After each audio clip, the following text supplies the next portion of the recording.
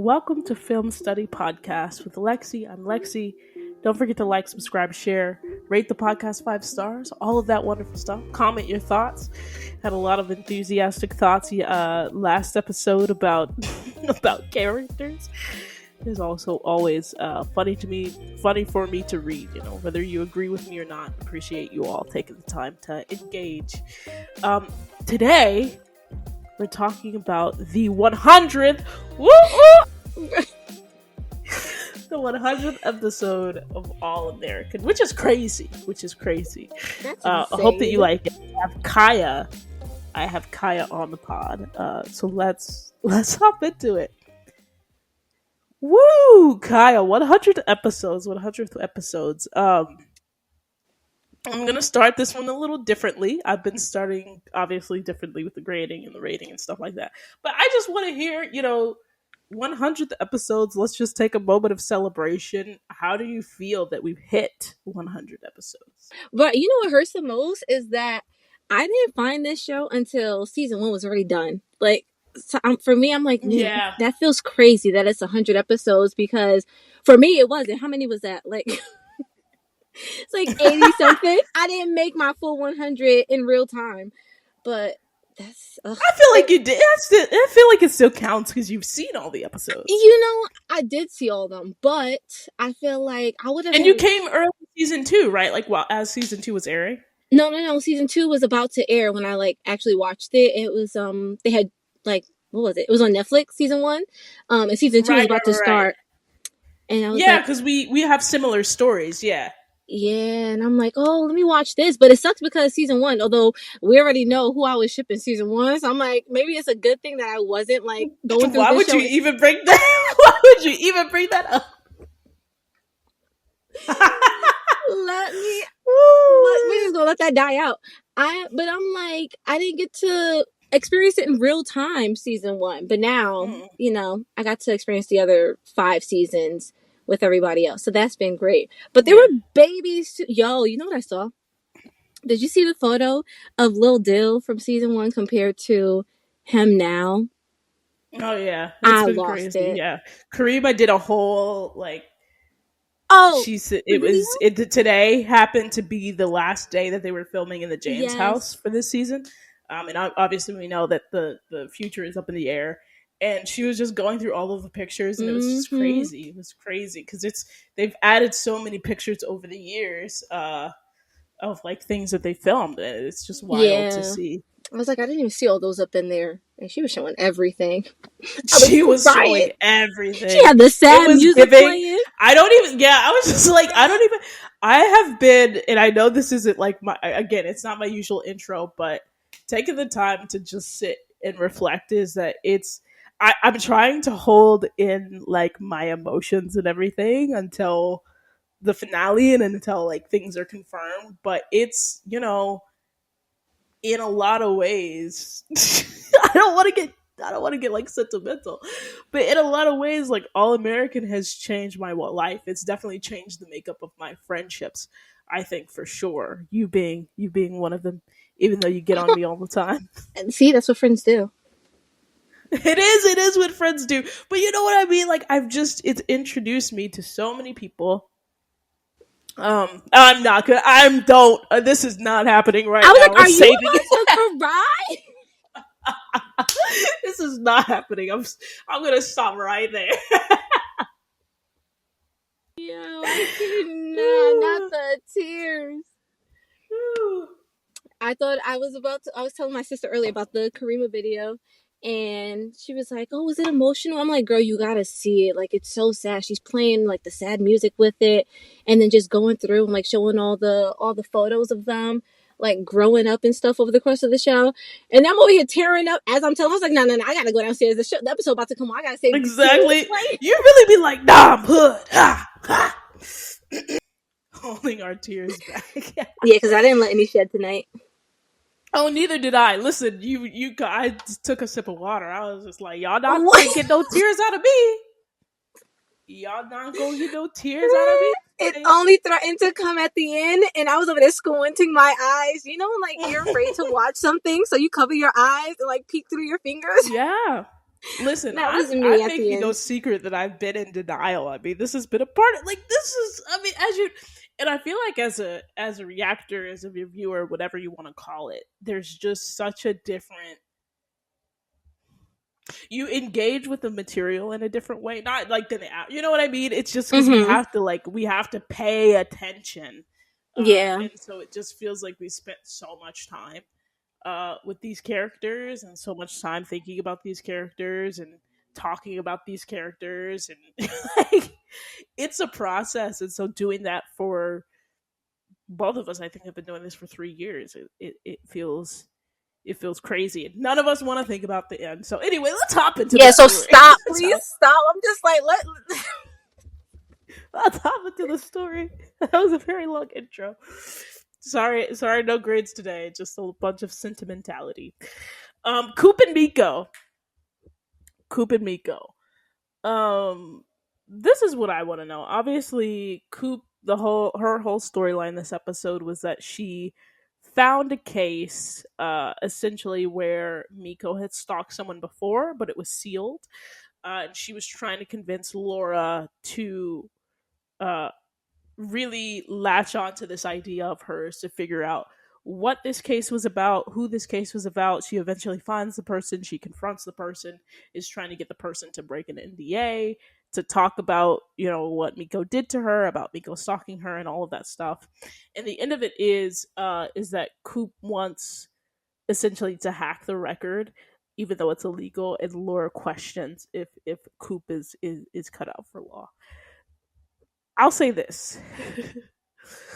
How this storyline started for me was so interesting because off the bat, Laura was just confiding in Coop about whether or not Liv should include the affair in her book. And I was like, where? Why?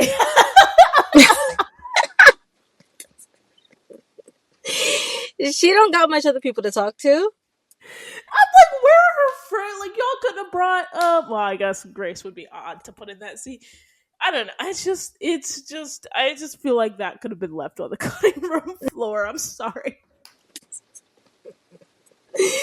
Oh my gosh. Do you not feel that way? Like it could have been left on the cutting room floor? I was so focused on everything else that Coop was doing, I wasn't even paying attention to the fact that Mama Laura was confided in her at all. Like,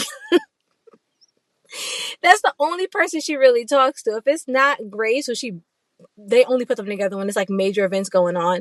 She's not with Denise unless she's with Grace. It was either she was focusing on the Patience Miko situation, looking into it, going to find this other girl. It's like the fact that Mama Laura was sitting here talking to her about her relationship with Billy and Liv possibly having to like put that stuff out there, it didn't even register. Like, I took it and kept it moving because she's been with Coop this whole time. She don't got many other friends. Clearly, but that's just something that I just thought we could have done without. But in terms of this whole Miko thing, it didn't surprise me that somewhere in the past that Miko had done this before. She seemed very experienced at it. She had like spyware, right? Like, she was like Harriet the Spy over there, like, just nefarious. Yeah, what were your thoughts on the storyline overall? Miko, yeah, okay. So my friend had texted me too. He was like, he's like, I'm so over this Miko story. I'm like, boy, me too. I feel like I wouldn't be as over it. Okay, no. The only reason why I say that is because like they've been talking about it. What episode are we at now? 9? Is it 9? Don't remind me. Stop. We're at 9 now, I'm pretty sure. And where is Miko? Like, we keep hearing about Miko. We keep hearing about this case. Can I see a trial at this point now?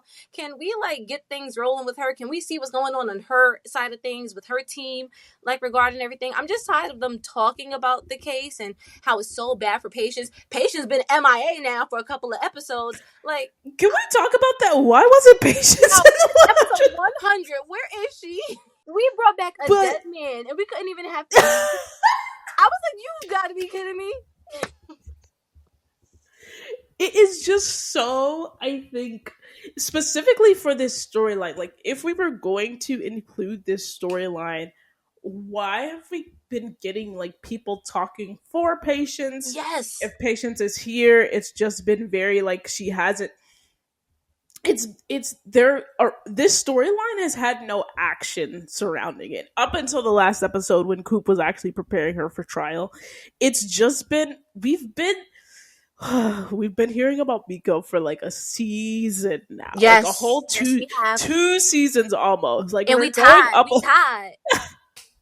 We're just exhausted of this storyline, and it's like to your point. It's first of all, we haven't seen Miko. We haven't, at least when we had Mo, it was we were checking in on her. We were seeing her make some moves. Seeing her Tyrone, play. the same thing. Yeah, Carrie, the same thing. We saw them Mhm. making moves. We saw all of this, but Miko has been absent and non-existent this whole entire season.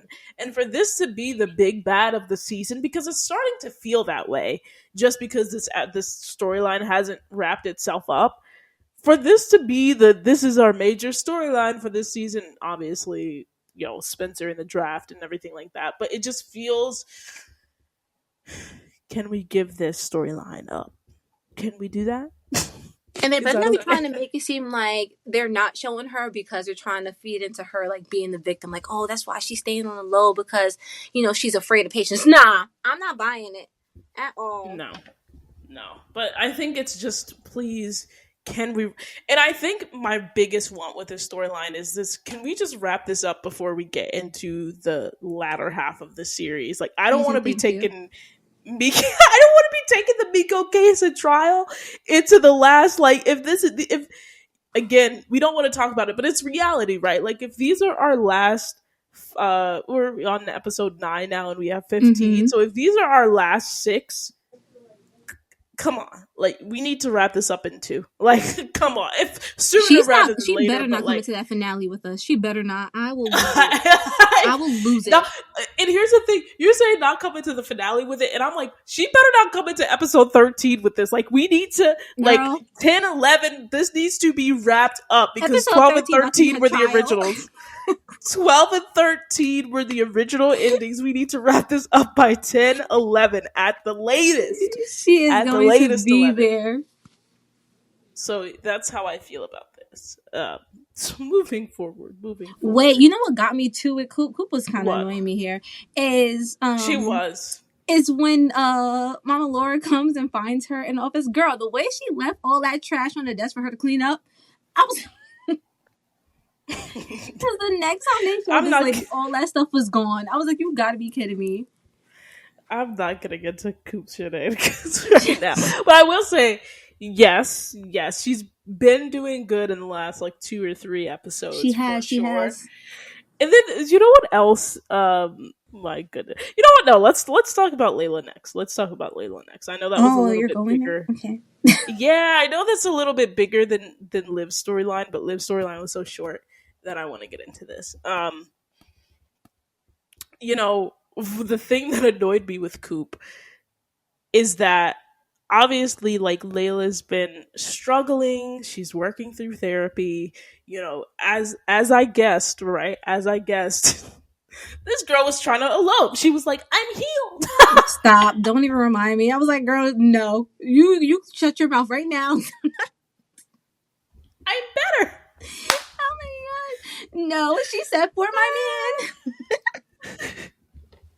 But, and it's interesting because she started this episode with a journal. And I'm assuming this was an assignment from therapy, is just that, like, when I think about my marriage, what are my fears? And her biggest fear was becoming her mother. And in the midst of this, you know, she goes through this thing where things are pretty awkward with Jordan. I mean, we felt the tension. We felt the awkwardness. We felt like Jordan really doesn't know how best to engage her as she's going through this. And I think that's normal. Like, I think I didn't see a problem with it.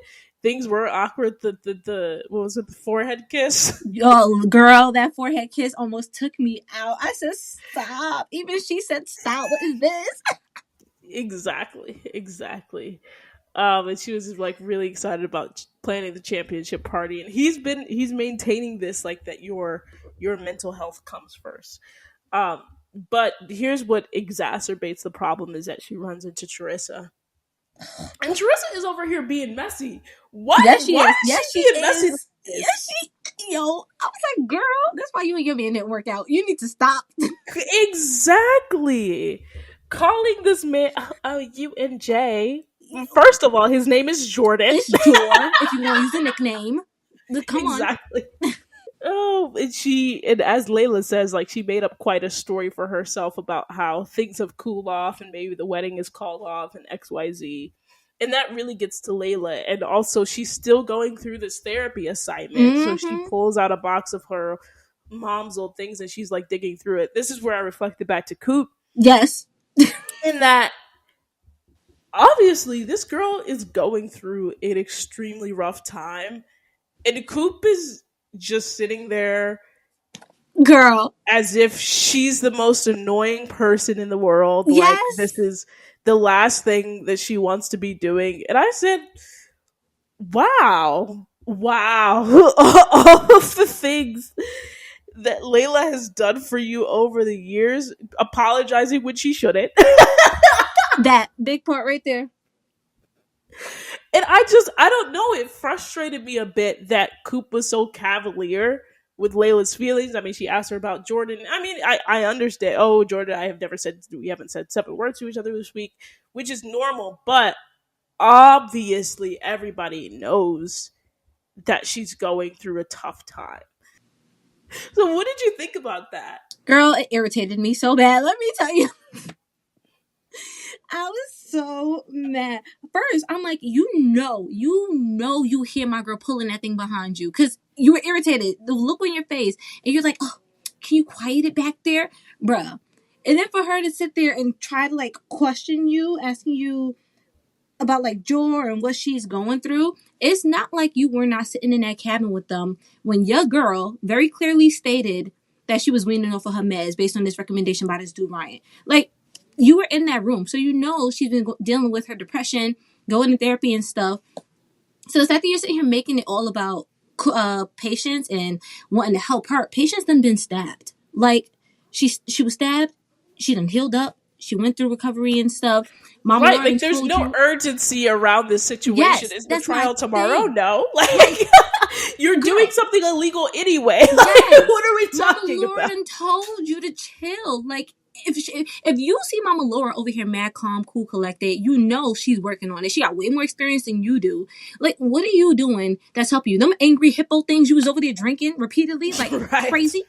Like, they are not doing nothing for you. And you got this girl who's coming to you as a friend because she's struggling. And you look like you could care less. It's so focused on Patience. Like, girl, Patience ain't even that focused on Patience. Exactly. So that really bothered me. But, you know, she does end up giving her advice, right? She's like, what's the scariest thing you've ever done? And then Coop is just like getting back on stage for Patience. She gives Layla this advice that sometimes you have to pocket the fear and do the scary thing, right? And so Layla just takes that and runs with it. And you know she be listening to people at times. I know. It's like, girl, please stop. But I did appreciate the scene that we got out of it, which is like this Layla scene where she's talking to Liv and she's just like, oh, I'm going to, and it's so funny.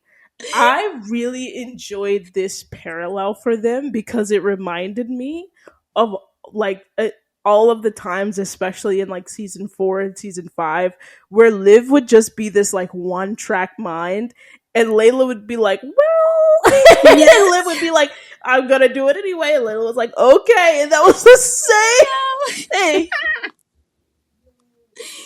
In reverse. I'm gonna just let you rock, like, bestie. I'm gonna plan a surprise wedding. And then Teresa eavesdropping again. Yes. I love that Liv said, let me go back to this private conversation with my bestie. I said, exactly, girl. Can you go to your room, girl? Ooh. I also love that it's like an agreed thing that they both do not like this woman. Like Layla following that up with like, oh, how long are they gonna let her live here? Girl, you're the one who chose this girl, but I understand. So anyway, she talks to Liv about how she feels like Jordan is waiting for her to pick up the mantle on the wedding. I'm sorry. Please, I know. And then she talks about how she saw her mom's dress and that it's a sign. It is really interesting how sometimes we make up these narratives in our head. Just like Charissa made up a narrative in her head about Layla and Jordan, but we make up these narratives in our head. And sometimes like we are really struggling and we take everything as a sign, and not everything has to be a sign, or we're just misunderstanding it, which is why it's important to get, I think, input from your loved ones and people around you that are just looking out for your best interest. But she says it's a sign. And Liv is just like, why don't you just talk to Jordan before like jumping into planning a wedding? And Layla's like, but a surprise wedding makes a statement. Stop. Wait, no, girl. Yeah, she was like, girl. I was like, not the girl. Where's the fun of that, girl?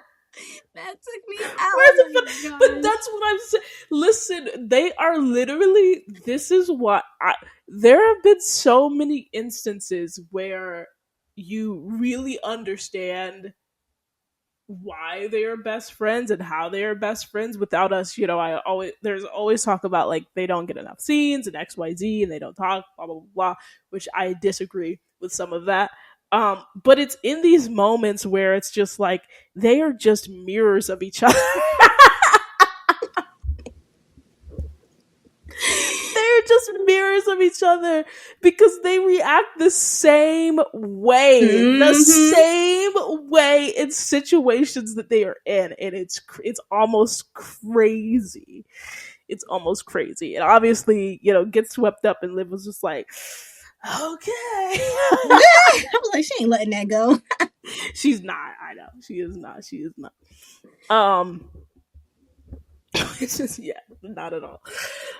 So Liv ends up asking Laura for advice on Layla, and it's like coded advice. Laura thinks that she's talking about the book, and she ends up giving Liv this advice: is that like you can't take decisions out of people's hands to save them from pain. You just have to be there to help pick up the pieces. And while I agree, I do think that Liv ultimately made that decision in like texting Jordan to say like, "Hey, hey now, you need to go talk to Layla."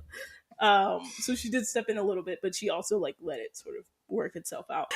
But anyway, like I said, that she sends Jordan a text, and then Jordan finds Layla and is like, "You're a rock star. Hey now." That's one dress, right? So I think that's what he says. Yeah, I think that is what he said. Yeah. And she's like, "Oh, you're not supposed to see me," and then they have this conversation. It was a really beautiful conversation. I'm not ready for this. Go past it. Come back later. And I'm joking. This is too much. I think it was really. It's in my top 3 scenes. I wouldn't like categorize, like rank those 3 scenes, but this is one of my favorite 3 scenes of the episode. I'll say the other 2 as they happen. But it was really, I think, heartfelt moment. And we've all known this moment is coming because we saw it in the preview. But for us to see it all the way through with all of the context, and Layla just, first of all, Layla saying like, I want to marry you. Like, oh my gosh, you're breaking me. It was so just heartfelt. And the way that Greta delivered that line was just, oh my goodness. And her being so vulnerable, right? And Jordan really sits her down, and he's just like, we were just talking about how all of this wedding stuff is a trigger for you. And she talks about how she was worried that he was pulling back, not from the wedding planning, but from them. And same thing he said every day. I know that she wanted to prove to each other every day that they weren't like her parents, and that's when she realized, like, oh, girl, you act a little crazy. Shut up. And there was like one line that there was one piece of direction, like an action that I didn't get until I sort of had to like pause and think about it. But it's like Layla looking back at herself, realizing that she's in the wedding dress, and being like, "Oh wow, I am acting crazy." Yep. And this is that moment of realization, and she's just, and then Jordan says something that's so, I think, very emotionally astute of him, right? Is just that I don't want you to marry me because we're trying to prove something, but I want you to marry me because you can't go a day without being near me, without waking up next to me, etc., etc. And then she's just like, "Oh, I can't believe I overreacted to a stupid comment from your weird, from your weird roommate." Yeah, I expected him to laugh, but he was so in it, like. He was so in it. And it's also what I loved about this line is that her saying like, "This isn't like me," because it isn't. Like Layla isn't like, well, it kind of is when it comes to Jordan. She just does stuff, but it's this is not who she normally is, and that she does tend to think things through. But it's like this is so understandable because of everything that she's dealing with. I mean, she just had a little emotional breakthrough in the last episode where she realized that in a way that she's always known that her mom was depressed, and that she has this major fear about her life moving forward and about getting married and having a family around her depression. So it's like, Layla, these things take time to process. And I mean, just like Jordan said, right, is that it's a journey with no perfect roadmap, and that the therapy is working. She said, "Oh, I thought the therapy was working." It's like, no, it is. Words are insane. It is working. It's just, it takes time. It's a journey. So that was a really, really, I think, special scene between the two of them. What did you think about all of that? Okay, way to lay it on. I can't stand you. I literally broke it up. We talked about each individual thing. And then I just said, "What do you think about the scene?" When I was going to shed some tears, this is the only time. That was it. I liked it. I loved it, y'all. Absolutely loved it. I loved it because I love how you always you make sure to include the audience. I loved it, y'all. I don't even realize it's happening. What do you call it? I feel like I liked it because it showed this more, like, we've always known Jordan has like this calm side when it comes to Layla. Like, the growth he's shown since like season 3, I want to say. He started like since the other person started going away. We started to see this more like relaxed, grown side of him, which has come out so much more since being like with her officially. And I think when it comes to like her depression, by the way, that dress was ugly. I did not like it. I love how you had to slide that in there. I didn't love the dress. I did love the headband, though. The headband was gorgeous. I don't want that for her actual wedding, though. No, I do not want that for her. But I was just like, oh, as like a wedding that's not going to happen. I like it. Not feeling the dress. Headband was cute. For this moment here, I'll accept it. We are not taking nothing that she was wearing today for the actual wedding. Not at all. Never. So I love how it started with like her getting like kind of shy with him seeing the dress, Thank goodness he saw it, because we were not making it out that room with that dress on. And then the way they're like just sitting there, and you could tell she's holding back the tears the whole time and just trying to process like now him walking in, because she wasn't expecting him to be there. And now she has to explain like why she wants to do this surprise wedding for him. Like, that's the thing.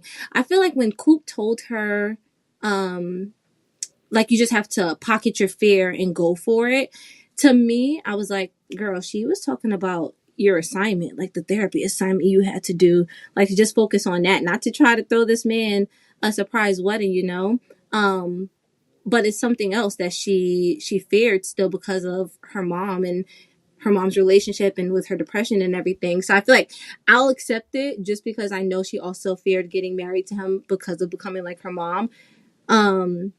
So now having to explain to him like, oh, Dad, you done walked in on me trying to plan a surprise wedding for you and why I wanted to do it in the first place. And he is just sitting here accepting all of it and just like listening to her and at the same time reassuring her that like she is who he wants. The fact that she took seeing him like being so calm and pulling back from the wedding planning as him pulling away from her and their relationship, when in reality he was just giving her the space to work on herself and work on her mental, and just to work on doing like her therapy sessions to get to a place where they could be together. My man is a man now, like a full grown man. Well, and it is like what I love about this is that they are showing that it is not easy. This is not sunshine and rainbows. This is not everybody gets it perfect. We saw that Jordan was struggling in the first scene. We saw that. We saw that it was awkward, and that's real. Like that is real life. That's what people go through. You're not always gonna know what, again, not always gonna know, I think, how to act, but it's like in the moments that truly matter. And when it comes down to it, he has moments where he's like this, that it's like, no, that this is your journey, and we want you to be as healthy as possible in a really great place, in the best place possible, before we take this next step. And I also think that for her, she was taking therapy seriously. She's been taking therapy seriously. But I think that the words that she wrote on the paper, she almost needed to go through this like exercise of what she did to realize more deeply what she wrote on the paper, right? Because she wrote it out in the beginning, like, my fear is becoming my mom. But for her to go through all of this and be like, oh wow, this is a deep fear for me. Like, I just nearly planned a wedding because I want to like overcome. Plus, you're sitting here in her dress. Like when she looked back in that mirror, she was like, she was like, "This is crazy." I look just like my mama. She set up. I mean, we saw Spencer and Olivia. We'll get to them at the end, but she literally had this whole thing. She was gonna get married in the lounge, girl. She said she was gonna do it. Like you said, like win or lose, we finna get married. That's what she was planning on doing, and she had to come to that moment where she's like, "Oh my goodness, all of this is still about me trying to prove to myself that I'm not like my parents." So I think that even though it was crazy of her, I think that it was ultimately for her betterment, because she really got to, in a deep way, understand this fear of hers. And I love also that they didn't just let the therapy sit. Like, we're seeing her work through this for sure. Yeah. Now I just need them in like a little couples therapy session. Yes. So I did predict this. I did not. I thought that maybe they might move in after that. That was not the case. Another couple got it. Another couple that I love. We're gonna get to them. Throughout the episode, but. First of all, we start with them. We start with Spelivia at the beginning, and Spencer is having a dream about Sean. And it's this dream where he's just like, "Get up, go." I forget what he says to him, but he's like running and he's on his peewee field. Which, by the way, we got that name a lot. He was just like, "Yeah, we did." With Sean on my peewee field. I'm like, "Oh, we just gonna keep saying that." Yo, they had Coop and them saying it. I know. I was like, all right, I get you. But Spencer says like that he loves that they're waking up together. She says maybe not with Sean as the third wheel. I was like, LOL. Please be serious. But also, you know what? Liv, you go girl in that bonnet. Bro, that bonnet so with the little curls was taking me out. Taking me out, man. Oh my gosh, they got my girl. She's at home with him. She said, "You want to see me in everything? Got my little bonnet on for you with the little bang here." They're together. They're together. He done seen her in all forms. Yeah. Who you telling? And so yeah, but we see that Spencer is really struggling with this recurring dream that he has of Sean. So we got a mix of the flashbacks, and what I don't know if I like loved the flashbacks for flashbacks' sake, but this is what I loved about it. I loved the idea of Spencer visiting the different fields that he's played on before leading up to this championship game. Mm-hmm. And so I think that like the flashbacks worked, but I think that maybe like less flashbacks maybe would have enhanced it a little bit for me. Because I feel like there was such I think natural moments, um, natural heartfelt moments, and I think one of them is like when he, obviously he's on his pee-wee field, as we as we've talked about, and his mom gives him like the dirt of all of the fields. And what I didn't realize is that he had already started this journey of like visiting and touring his old fields, because his Mm-hmm. mom literally met him on the pee-wee field and then gives him this gift that is the dirt and turf, but the dirt and turf from all of the fields that he's played on, which, by the way, props to Grace. I don't usually give Grace her props, but that was, I think, a really amazing gift from Girl, her. I loved her this episode. Yeah, we didn't Her get a and her lot of her, but dimples. You like saw the dimples? I was like, oh, I okay. did. I'll take the I dimples today. did. Exactly, but I really think that it was a cool and meaningful gift from her. And I think, in on reflection of season 1, what I love what they've done with Grace's character is that they've softened her up Mm-hmm. so much. And I think a lot of that could be like the environment and the context of all of this she was dealing with as a single parent and all of that stuff. But I also felt, I think at the time, that Grace was, I understand all that, and I've, had those experiences with similar people to Grace, but I also felt like she was a little bit too hard around the edges in the first season. Even with all of that, I still felt like she was a little bit hard around the edges in season 1. And I love that she's now to a place where she can just talk to Spencer and have a normal conversation, and not be like, I want better for you. It's just like, Yeah. hey, like, let me give you this gift and let me show you how much I appreciate you and how far you've come, and just, you're my son. So I really, really appreciated this moment from her. What about you? Mm-hmm. So I like the flashbacks. I think why I appreciated the flashbacks and I accepted them is mostly because it was the 100th episode. So with that, it's like a walk down memory lane, all the journeys that he's been through, the fields he's been on over these years. I like that we got to see flashbacks of like those small moments. And that most of them were just related to him, like him playing football. So it wasn't like random flashbacks that they were giving us. Also because it ultimately led up to the Billy voice we got during the championship game for him. I love the Billy voice, but I think that's what I mean is, I don't think, and I think I spoke last week, and some people disagreed with me, but I spoke last week about a moment feeling a little over engineered, in that we can just let the reflection be the reflection. And I think it wasn't all of the flashbacks, because I really enjoyed the one when Spencer was young and that really cool transition shot, and I enjoyed, again, the Billy voice that ultimately was in the championship game.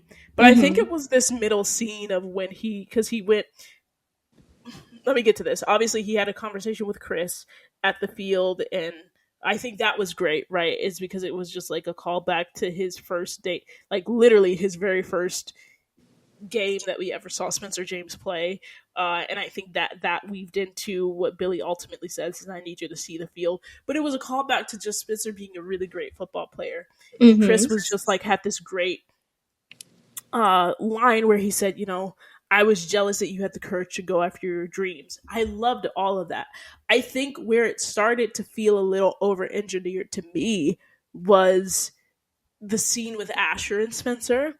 Because I liked, it was just like, I think that there was some really, I think, just natural organic moments where, Spencer is saying, oh, you're a long way from home, and them really talking about like these mutual dreams that they've been having. And obviously like the joke about like Asher living in Crenshaw now and Spencer having a beach in his backyard, all of that. And then Jordan comes in and they play football after remembering their like first days at Beverly. But it just felt so odd, because then it was just like Spencer and Jordan toss the ball around, and then Asher is just like awkwardly standing on the side, like, I don't know, it just felt like I like the flashback leading up to it, but when they had him like just it was like being an embarrassment for me. Like,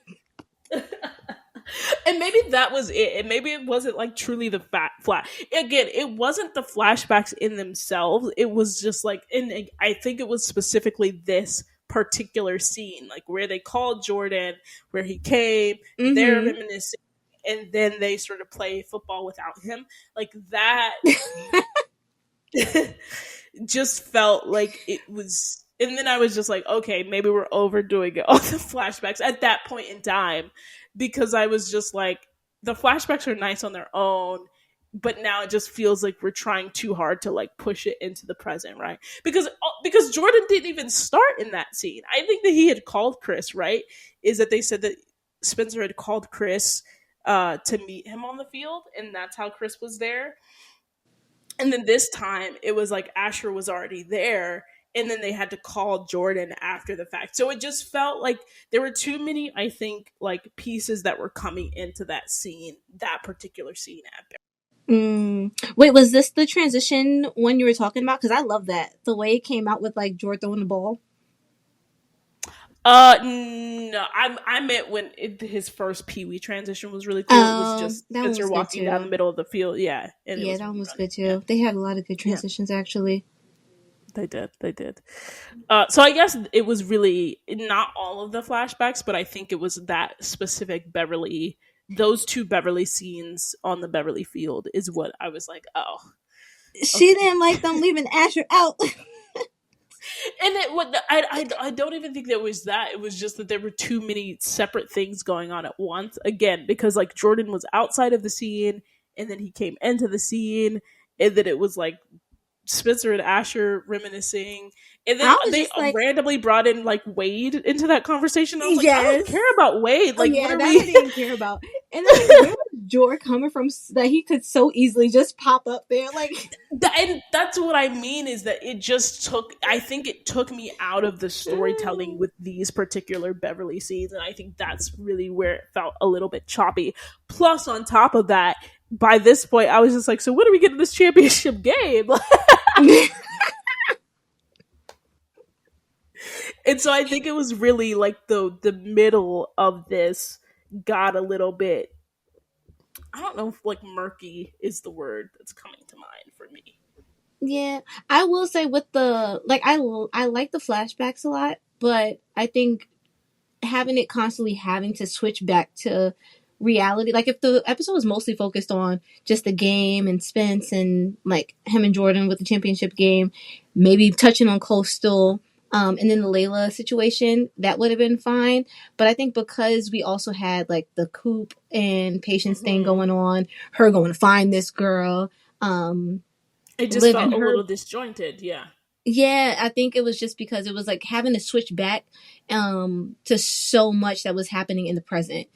Which is why, and that's like, where it was. It's that it wasn't the flashbacks themselves. It was just that not every flashback connected back to where they were at present. Yeah, and that's why I felt it was just like, yeah. It was too much back and forth for me at some point. But then I think when where they excelled at the sort of flashback callback, besides the Billy voice, was that Spencer goes back to Billy Bakerfield because he left his gift. Chris gives him the gift. He's been there all day reflecting, which I'm like, dang, you were really just sitting on some grass, huh? Look, he missed that field. Apparently so. And he tells Spencer like, you'll find a home whatever field you're on. And Coop comes, and I felt like this was such a natural, organic moment from her, where she says this line, and she says like, don't you got somewhere more important to be? And that was the Sean nod. And I was just like, see, that is the heart of this episode. And I feel like we've been doing these other things to try to make this happen, but like all we needed was this moment. Like this moment right here. Okay. It was the build up to this moment. No, I'm agreeing, but what I'm saying, I'm not saying the other stuff was like bad. I'm just saying that this was the heart of what they wanted to get to. And I think that it was okay to let that moment be that moment. I can like, see what you yes, mean. there is a build up, but I don't think that we needed all of the build up that we got, because I think that we naturally had the build up with the dream, because we saw Sean in the dream, we saw Spencer on the PB field, we saw Spencer his first day. And so really, again, it's like this the Beverly connection of it all is just what felt a little bit odd to me, and I'm like, I don't know if we needed those two scenes for this nod to Sean to still work. And I loved the idea of him traveling to these different fields that he's played on. Mm-hmm. Um, but it's also because I'm like, I just want to focus on Spencer's story really for this championship game, this 100th episode, because it is his story. And then it was like Asher bringing in like, oh, I've been having this dream, and oh, Wade is upset, and I'm like, I don't care. I See, don't but at need the this same information. time, at the same time, like I think why they also focus on the Beverly field as well, and on like Jordan and Asher, is because they were at the same time building up Asher playing in that championship And I game. don't So like. Obviously, I'm not a that's fan of exactly that. why you're like, no, we could have just bypassed.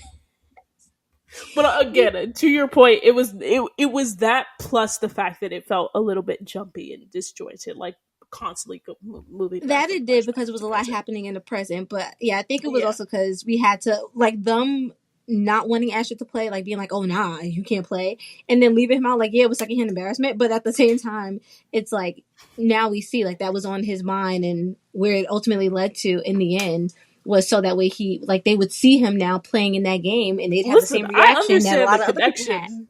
I just didn't. It was not my favorite thing. It was not my favorite thing.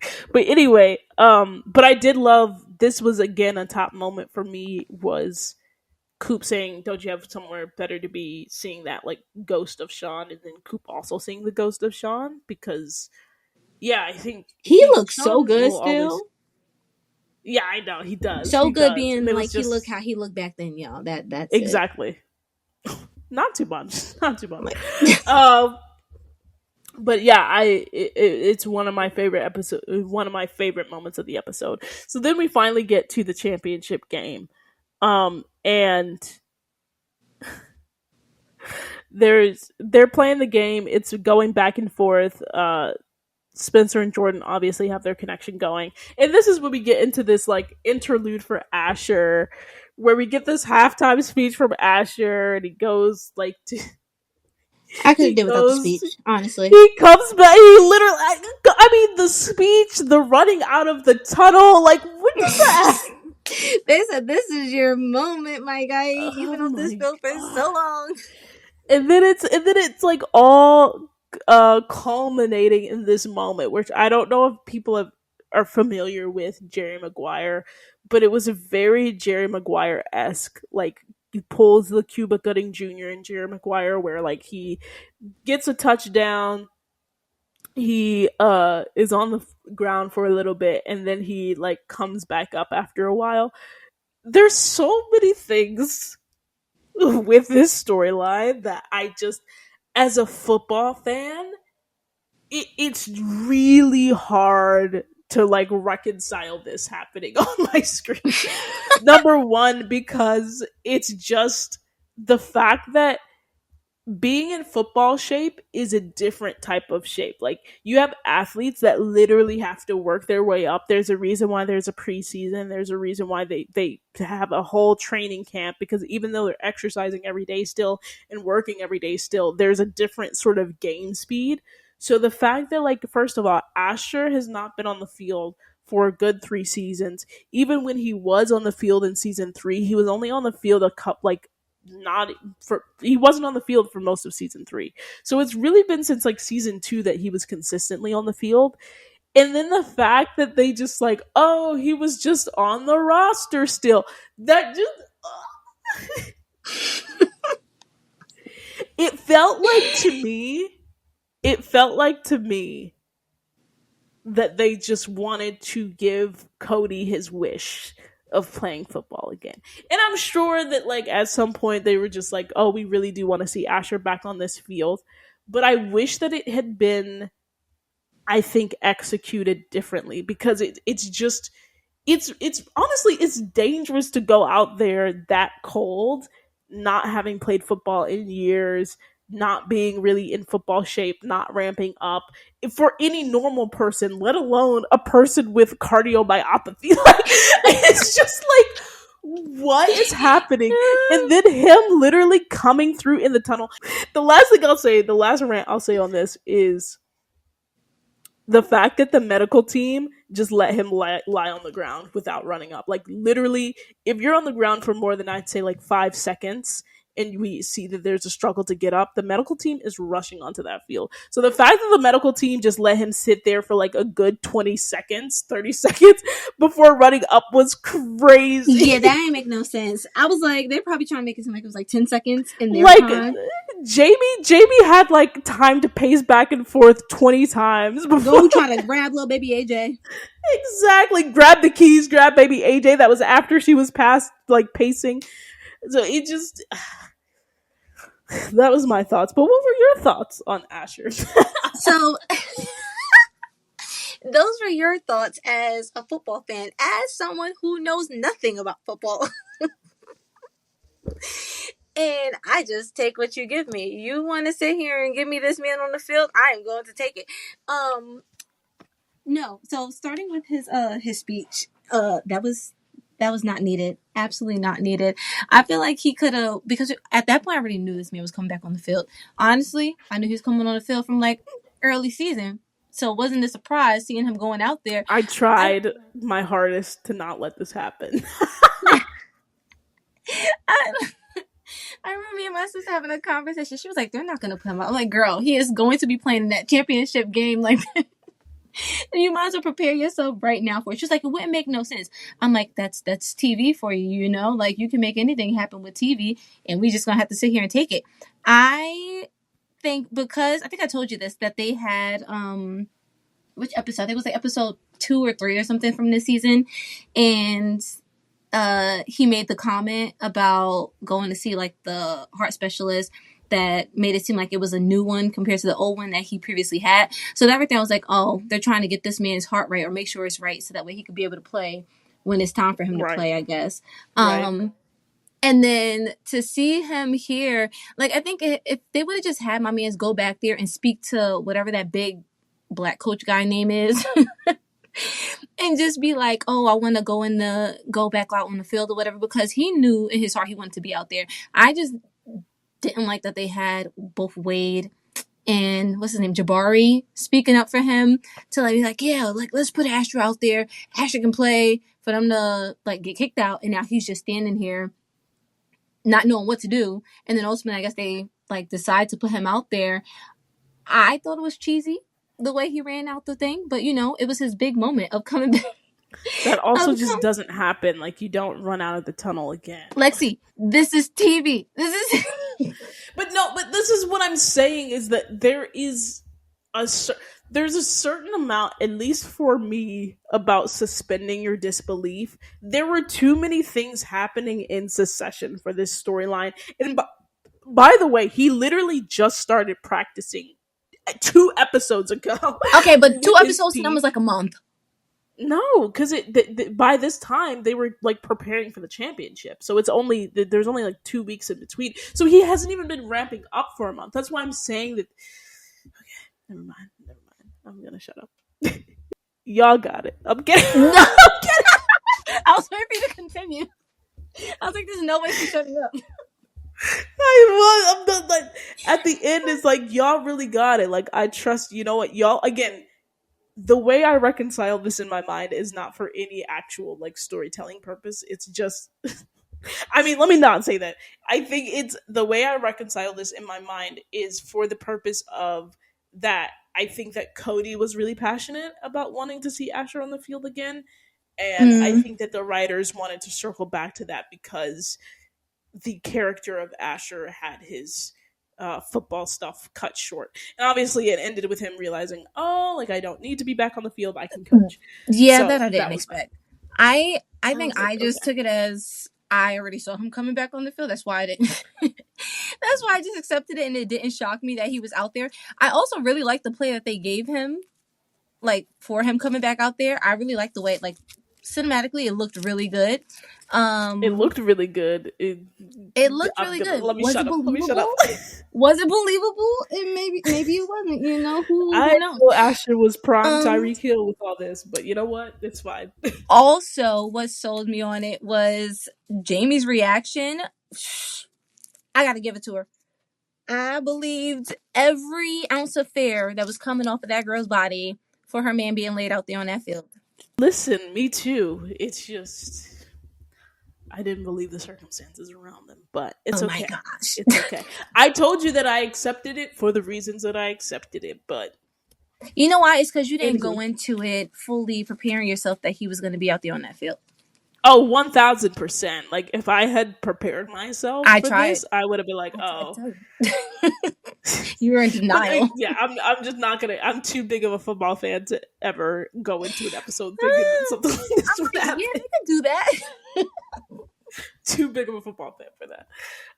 But moving on, the game goes, and while all this stuff with Asher is happening, we get the coastal, which not coastal. We get the GAU sideline, which I was sort of disappointed that part of this story was also taking away from like where GAU was at in this whole thing. We didn't get to hear, you know, a halftime speech from Spencer and Jordan, or a pep talk between the two of them, or check in with them during the game at all, or in their locker room. They took us nowhere. That's what I'm saying. Like, we didn't get neither at halftime nor like on the sidelines. Yeah, that irritated me. Game did we get them, which I was really frustrated by. I think, but we did get Spencer, and part of that could have been because they had to shoot around Michael's injury, because he threw a block at the end with Spencer's touchdown and he popped his shoulder. Which, by the way, Jordan wasn't injured, Michael was injured, so Jordan doesn't get injured in this episode. But basically, Spencer had been telling Coach Kenny that, you know, we have to sort of just like, we have to have the message that, you know, we're doing all of it we can. We're playing with heart, right? Everybody's giving their all in the field, and so now we just got to dig deep. And Mac wasn't trying to hear all that. He was just like, nah, analytics is what got us here. Analytics is going to get us the win. And Kenny, who I have maintained is not a good coach. I don't know why Jordan how does they that, gonna throw this man on us like that too? Where he came from?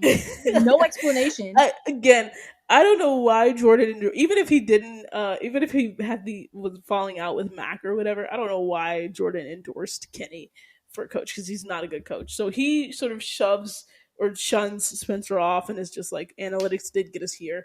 Then Spencer comes back again, touches his coach, which is interesting. It's just, again, there's very interesting sports dynamics that they show, heightened for television. But Kenny finally is just like, all right, Spencer, what's your message?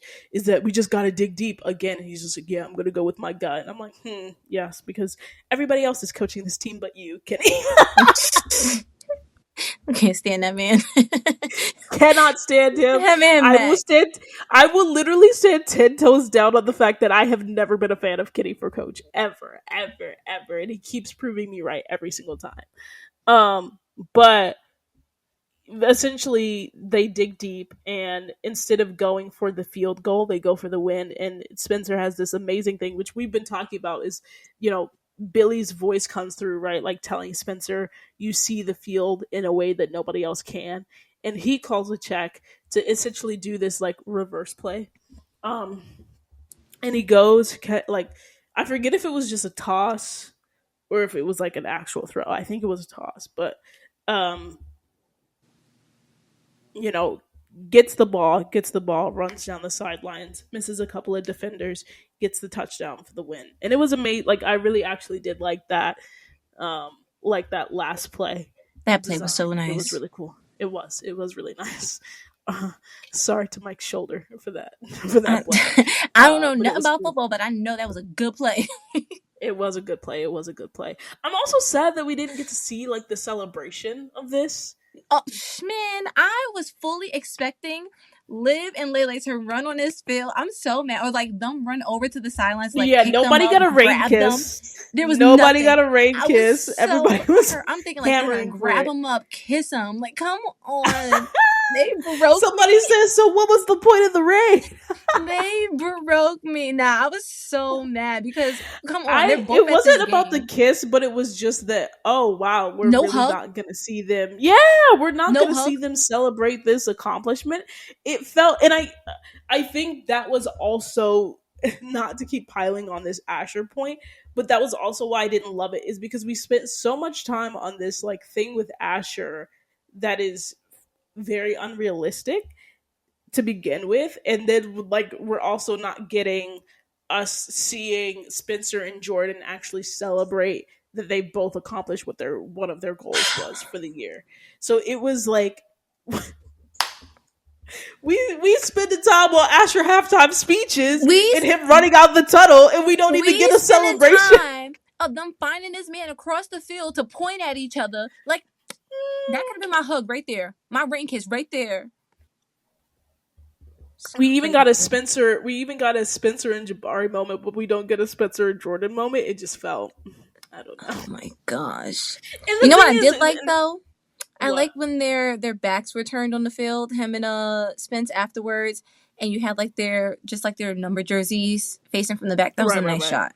I was like, I'll Yeah, take that, but you ain't getting off the hook with everything for else. sure, for sure. And still, they're like their handshake at the end. That was cool. Mm-hmm. But the thing is, like I said, we really don't get a moment of celebration, because then we just get the couples, and then we go flashback to Coop for a second, but we just get the couples. And even though I appreciated the couples, and that about to get into my other favorite scene with Spencer and Liv, but it just felt like, dang, we're really not gonna celebrate this championship? Like, what? I was so confused. They said, "No, y'all good. I was so confused. We not good." We not good. We not good. There were a lot of cool Layla shots with them hugging though, which was cool. And then Grace and Laura too hugged on the sidelines in celebration. This is something that I didn't mean to skip, because I actually wanted to come back to it, but this is the perfect time. After the game, we flash back to Liv telling her publisher that she's not going to tarnish her dad's legacy, because the feedback that they have is that it was a great book, that I assumed, and also that there was a specific part that they wanted her to take out or add in, that I also assumed. And it was that they wanted her to add the details about the affair, because Scandal sells books, and so she's calling her publisher to tell them, like, I'm not gonna do that, and she's not gonna tarnish her dad's legacy. I get it. I do. I wouldn't expect her to put that in. I'll just say this: I don't know if that would tarnish her dad's legacy. I think it's it's really nice to see people as fully fledged human beings. And I think, had it been like an outside journalist or something, not Liv, because again, I don't expect Liv to write about that, but I think had it been sort of an outside writer, I think that there would have been a really nice, I think, story of redemption, right? To have Billy do this thing and, come full circle to, letting someone in his house, developing a relationship with him, really becoming a father-like figure to him, and then getting his marriage back and getting his kids back and having it be a really special thing. So, yeah, I don't think that including it would tarnish it, but I understand why Liv wouldn't be the one to do that. Yeah, I don't think it would have tarnished who he was. He did that enough on his own. No, I'm joking. He did not. He was a great man.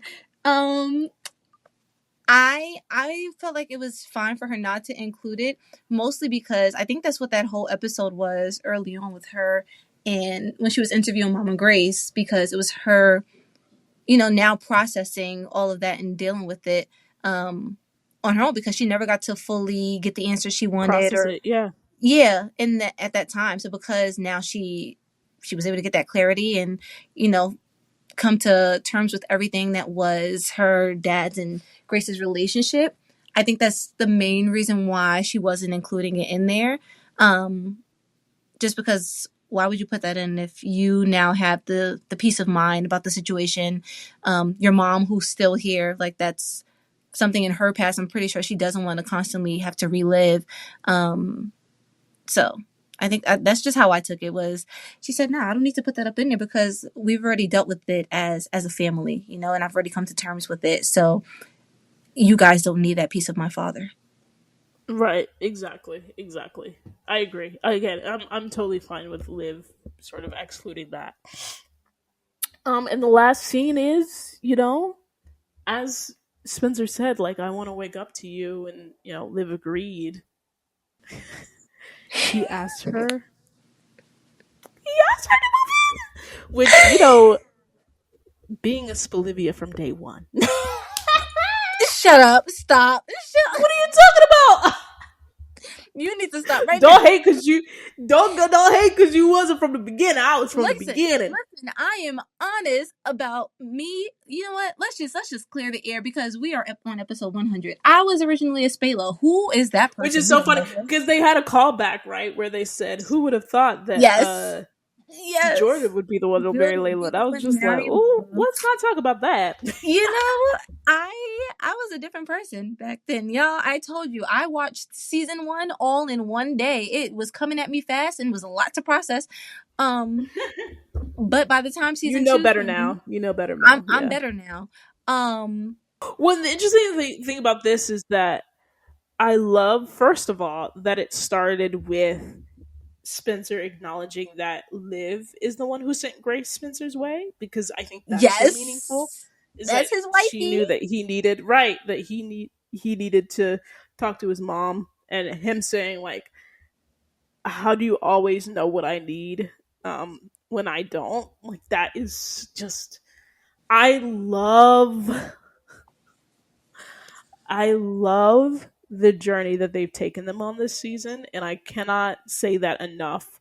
Again, everything that I wanted them to work on, to communicate about, they're doing that, and it has been this just like really, really refreshing, I think, perspective and take on where they are currently, and why I think that they're absolutely ready to take this step, because she does always know what he needs, and they're both in a healthy place, and they're both communicating, and they both know that they're in each other. So it was just like, this is so natural for them to do. Obviously there was some foreshadowing with the wedding stuff in the background as well. I know, I saw it, girl. It was like little mini Vegas all over.